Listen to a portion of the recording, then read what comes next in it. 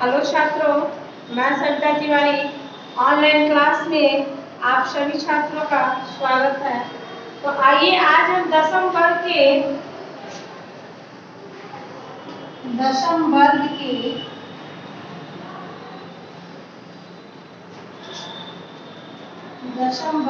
दशम पाठ मंदाकिनी वर्णनम दशम पाठ है हमारा मंदाकिनी वर्णनम के पाठ को पढ़ाऊंगी। देखिए, इसके पिछले वीडियो में हमने मात्र एक ही श्लोक और पाठ से कुछ व्याख्या पढ़ा लिए थे। अब हम पढ़ाएंगे आप लोगों को श्लोक नंबर 2। श्लोक नंबर 2 में देखिएगा दिया है, नानाविक्य अस्थिर वृता पुष्पफलम द्रुमय राजन्तिराज राजस्य नादिनीमिव शर्वता। यहाँ देखिएगा कुछ शब्दार्थ भी है, जैसे दिया है इसमें नाना विधे यानी नाना प्रकार के विधि से, नाना विधे यानी नाना प्रकार के विधि से, तीर रुहे यानी तट पर उगे हुए, तीर रुहे क्या देखिएगा, तीर रुहे यानी तट पर यानी किनारा जो उगा हुआ फूल जो पत्ता होता है यानी तट पर उगने वाले। नदी के किनारे जो हरी हरी पेड़ पौधे जो होती हैं उसी को हम लोग कहते हैं तीरे रुहे। अब तो देखिए श्लोक शब्दार्थ जो इसका श्लोक का जो अर्थ है उसको हम लोग जान लेते हैं। दूसरे श्लोक का अर्थ है श्लोकार्थ 2।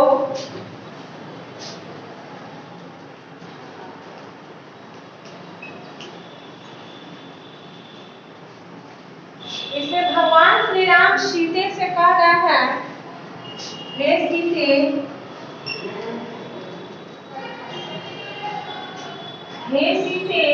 अनेक प्रकार के फल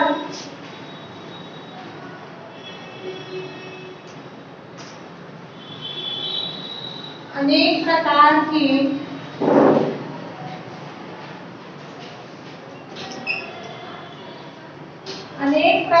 के फल फूलों के वृक्षों से घिरा हुआ, फल फूलों के वृक्षों से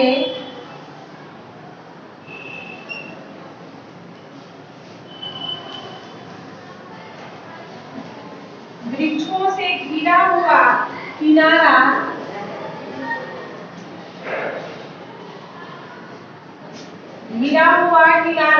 राजाओं के सरोवर के समान,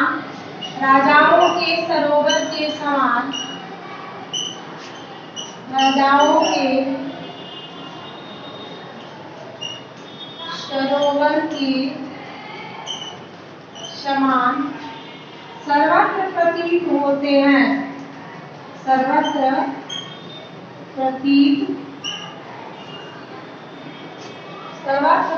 होते हैं,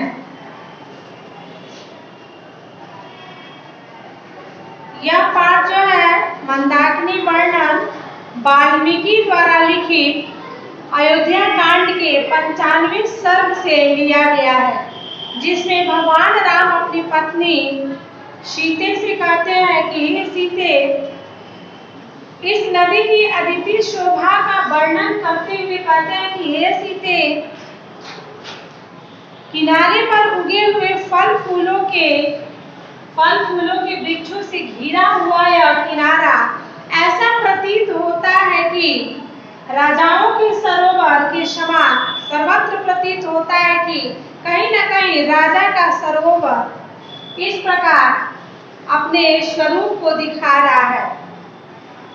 तात्पर्य यह है कि जिस प्रकार कुबेर अपने सरोवर की सुंदरता के लिए चारों ओर पेड़ पौधे लगवा देते हैं, उसी प्रकार प्राकृतिक ने मंदाकिनी नदी की शोभा बढ़ाने के लिए इसके चारों तरफ फल फूलों के वृक्षों से सजा धजा कर दिया है, अर्थात मंदाकिनी कुबेर के सरोवर सा प्रतीत हो रहा है।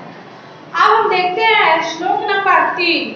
श्लोक नंबर 3 को भी आप लोग देखिएगा, दिया है मृग युद्ध निपितानि कलुषाम भांसी सांप्रतम तीर्थानि रमणीयानि रति संजयवंती में।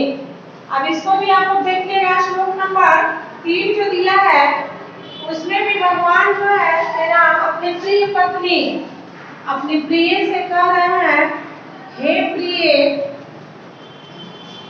श्लोक नंबर 3 में कह रहे हैं, हे प्रिय, अभी हरिण समूह द्वारा, देखिए मृग यानी मृगों के समूह, अभी हरिण, युद्ध मतलब समूह होता है, युद्ध मतलब होता है समूह, मृग यानी हरिण के समूह।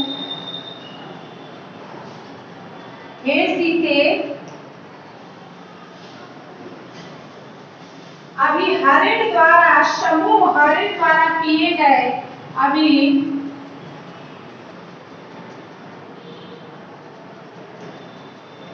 हरिण समूह द्वारा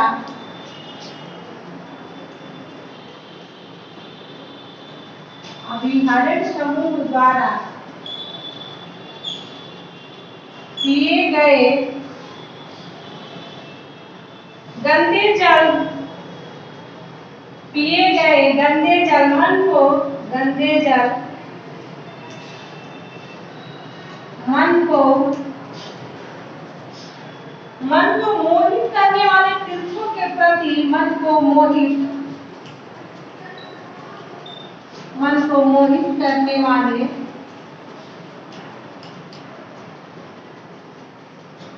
तीर्थों के प्रति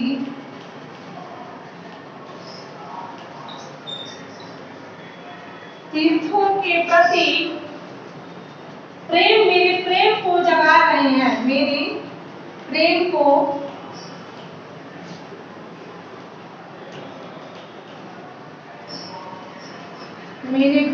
जगा रहे हैं। अर्थात यहाँ की रमणीयता, अर्थात यहाँ की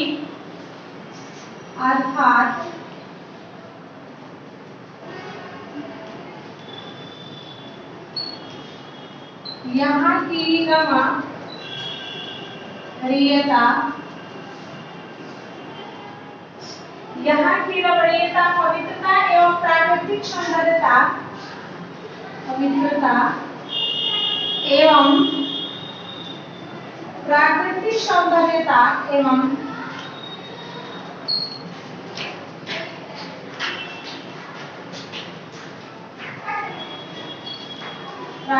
सौंदर्यता, को देखकर मेरे मन में सौंदर्यता को देखकर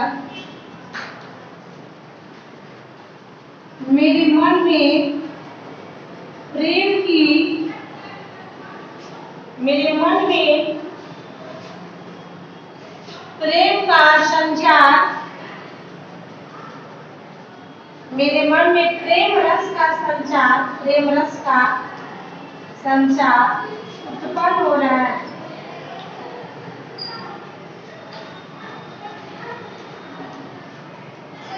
देखिए यह पाठ जो है मंदाकिनी पाठ से लिया गया है। इसमें तृतीय श्लोक जो है रामायण के अयोध्या कांड से संकलित 95 सर्ग से लिया गया।